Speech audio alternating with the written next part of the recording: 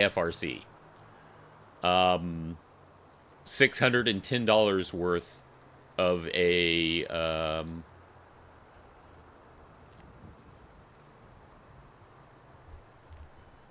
doing all right? Headaches. No problem. Apparently I had a minor one myself, but I guess I haven't passed out. All right, we back. Where did I leave off in the story about my sister? What was the last thing you guys heard? I was saying, as I passed out, I don't think Kim slept much since last Sunday. All right. Well, hopefully, he will start getting some, or they will start getting some sleep soon. But speaking of passing out, you need to go back to your room. Probably for the best. Okay.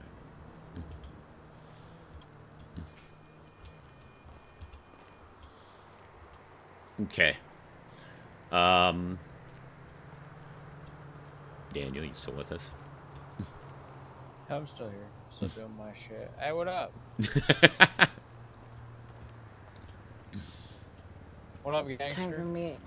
Time for me to go back to bed. Yeah, get some fucking All right, sleep. I'll catch up on this. Doing my paperwork. I'm not far behind you. I'm gonna be Here. passing out on that fucking food Before I in forget. the shared room.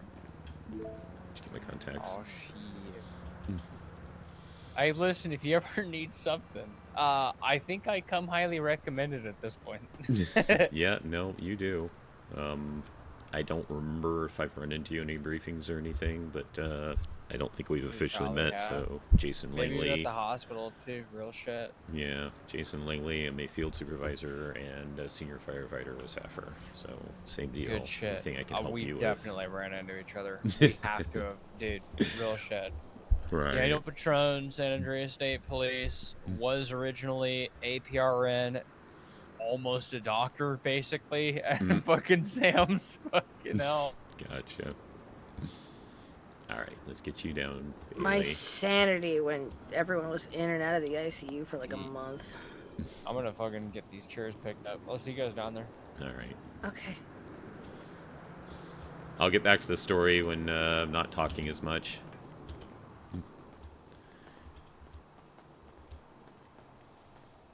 At least the fresh air was good, I hope. Yeah. Good.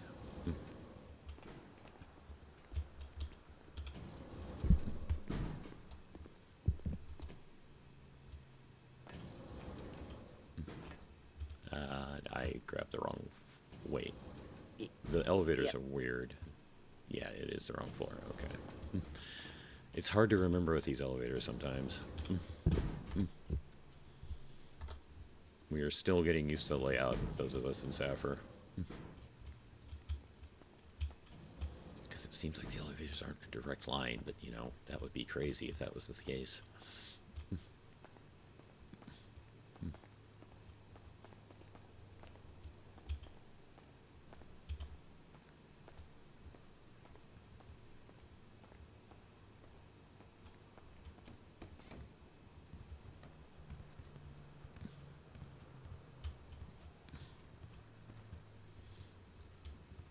Which one is actually your bed?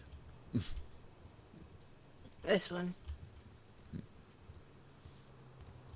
Okay. Lily's not moving far from me these days. Right.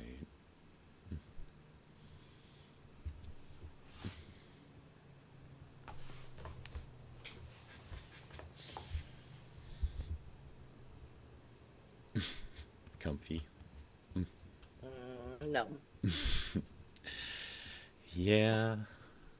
Hospital beds aren't as uncomfortable as some people think, but the longer you're in them, the worse it gets. Been a week. I'm done. I hope you get clearance to get out soon. I really do. I'm not leaving until Vi's ready to go. Understandable. I hope she's ready soon. She told me about the brain surgery. Yeah. See, when I was in the hospital for I think I ended up 6 days. I was lucky. I had a nice bed. And I got to admit, I've been very tempted in getting a bed that's adjustable for my house. Take care of yourself, Jason. Okay. Good night, Bailey. No fishing tomorrow for me. Oh man, come on. We had to skip last week too, so you got to go tomorrow. I know. Or technically later today. Jeez, you're such a spoil sport. Blame the assholes who shot me. They're very much blamed. Okay, you get some good rest. Good night. Good night. Love you. Love you too. Good night. Good night, Daniel. You have a good one. Heard. Nice I'm just meeting gonna you. be filling up. Yeah, man. Fucking herd chef. All right, take care, man. Don't be a stranger, brother. You too. Be safe out there. I'm gonna be. I'm like finishing touches on the last MCD IR report, dude. So I'm just gonna hang out here for a sec. Hang in there. Okay, since he's going to be alone here on the way out, back to the story. So there is a cameo for the Kiss movie that you could get by joining the contest for 610 KFRC. That was the call sign, 610. My sister entered the contest, and she was first runner-up. She did not win. She did not get the cameo, but she was first runner-up. The award for first runner-up was a stereo turntable, every Kiss album that was available at the time, and because of the call sign of the radio station 610, $610 worth of records from a record store.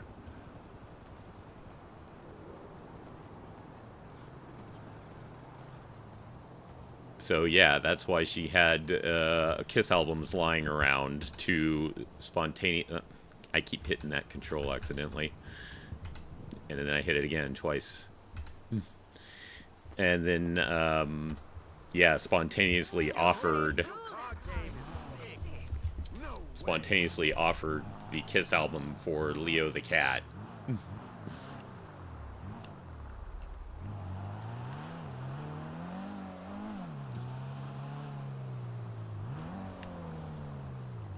Which, as I mentioned early, before we had the little hiccup, the kids decided to go, okay. Why did that look like that was not a local?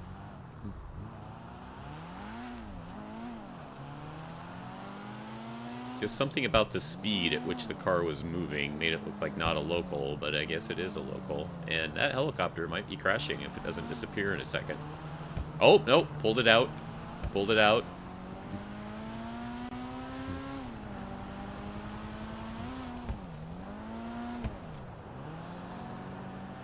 So yes, that's how we acquired Leo, our first cat. Neighbor's cat, who became enchanted with our doggy door and washer dryer and the heat thereof. Oh, also occasionally when the first our first clue that cats were entering through the doggy door, we had no idea that they were coming in initially, but it turned out after my dad came home from work one day, the car was a little bit dusty and we saw paw prints of a cat going up across the hood and across the front windshield.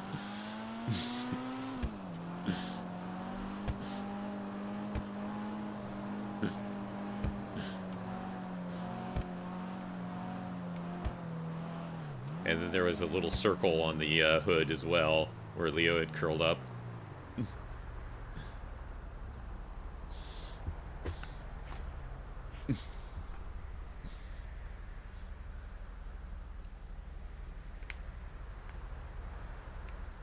Is that another driverless car? No, okay, there's someone there. Fine car you got there. Thanks, man.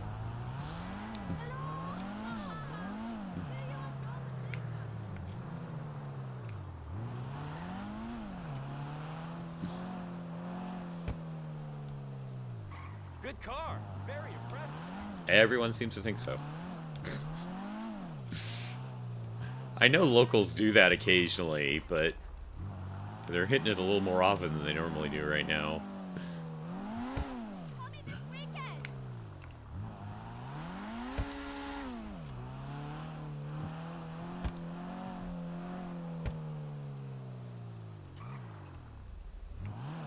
I see that, yes. I've been peeking into Twitch here and there. Ah, thank you, Shorty. I mean, I don't always remember to do it, but I do try to, you know. Like, Jason definitely talks to the peds we have here. I'm getting really good at finally memorizing all their names. I don't have them all completely memorized, but I remember most of them. Like, that's Calvin.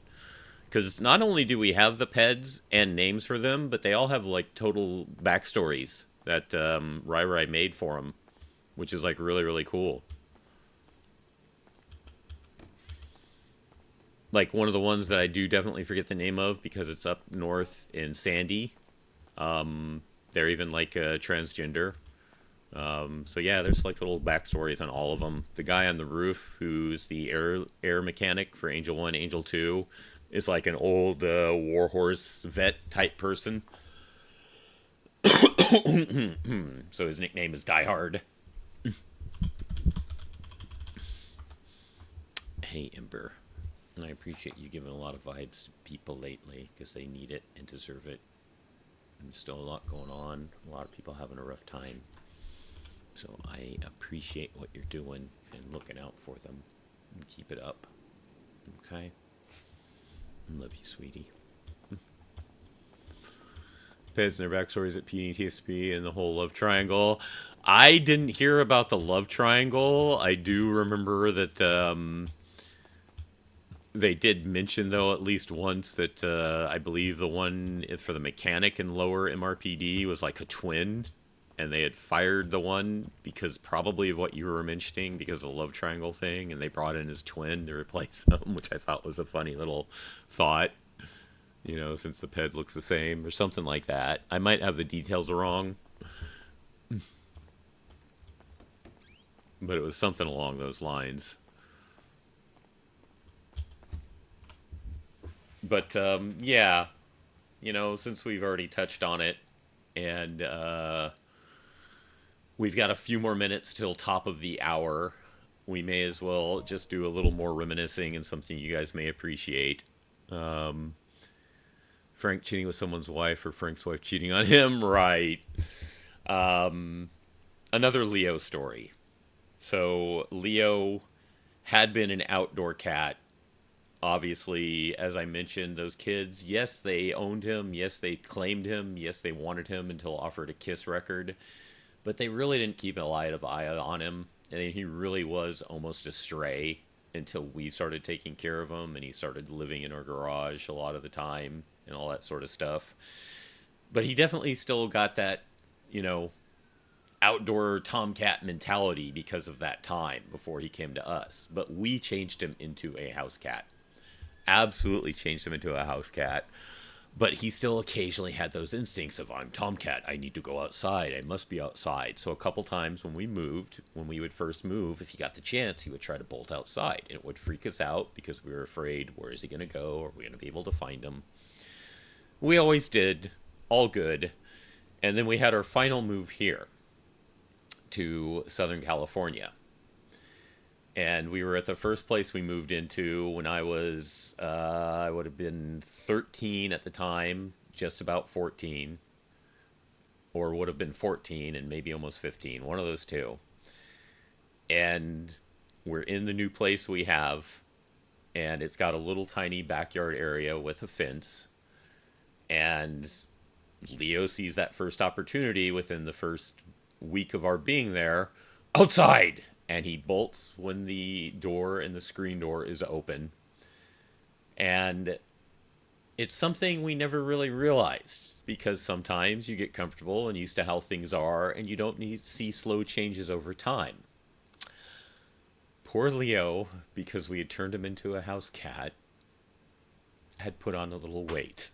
And he jumped for the crossbeam of the fence, and he grabbed it. And, I can't pull myself up. And he dropped back down to the ground, and he's like, "You didn't see that?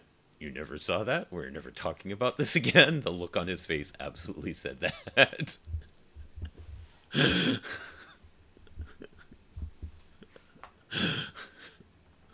That was absolutely the look on his face.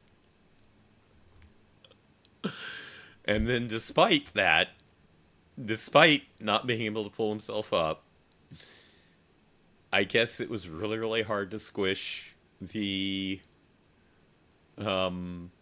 mentality of the Tomcat thing. About a month later, when we thought he was done with that, again, we're going to the sliding glass door. Only this time, it was when we were on the outside, and my dad had been doing a cookout, and he pulled open the screen door, and Leo goes, "Freedom!" and bolts for it. Bonk. He hit his head on the glass door.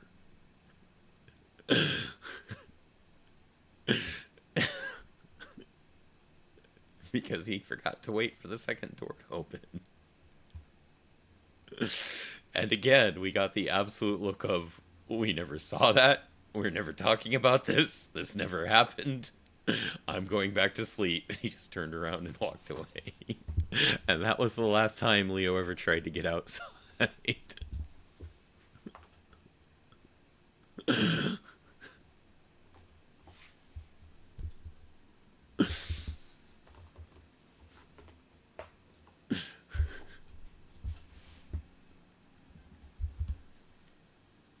So yes, there's a couple of freebie Leo stories for you.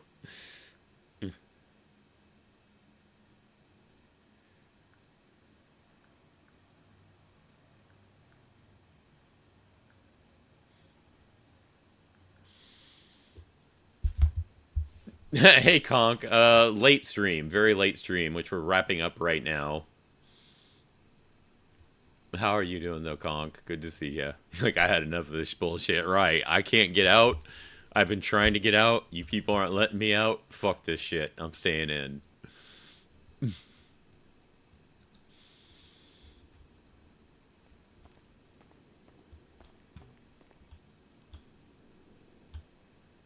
I am doing all right. I'm hanging in there. Still some few things that could be better, but I got sleep today. And that is an accomplishment in and of itself. I did not think I would get as much sleep as I did. I thought for sure I would get stupid leg cramps, which always seem to happen whenever I have a good set of days off. And then I have the sciatica issue, which can affect me when lying down. But even though that acted up some, it didn't act up enough to wake me up or keep me from getting to sleep in the first place. So yeah, I got like almost 9.5 hours sleep earlier. So it did delay stream start, but as you can see, we still got a stream in. But as I said, we are wrapping it up now. We got to see Bailey a little bit. We got to meet Daniel officially. We got a short shift in to talk to some people. We saw the amazing and awesome Agent Valkyrie as Cassandra Mitchell. And Jason is still, hopefully, at some point soon, going to be able to get to a ride-along.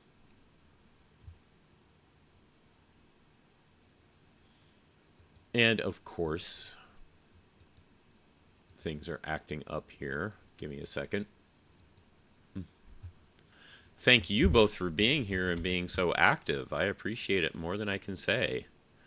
We are going to go raid Misunderstood once I can get my website working here. Give me just a second.